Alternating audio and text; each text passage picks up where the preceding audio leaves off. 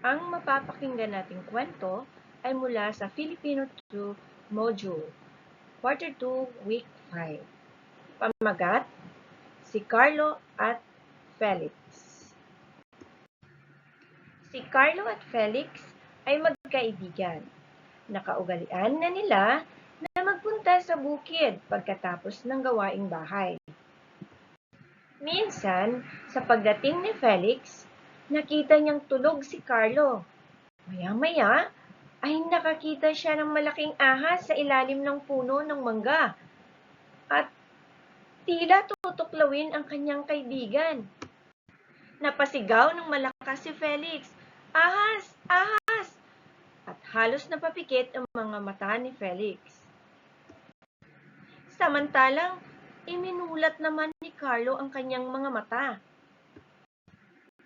Dali-daling bumangon si Carlo at sabay silang tumakbo palayo sa bukid.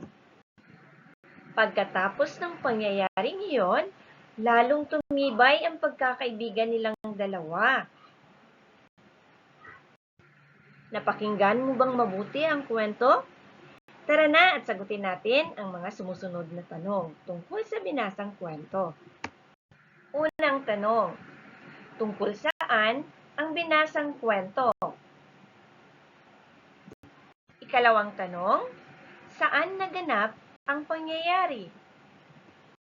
Ikatlong tanong, sino-sino ang tauhan sa kwento? Ikaapat na tanong, ano ang naging suliranin ni Carlo at Felix?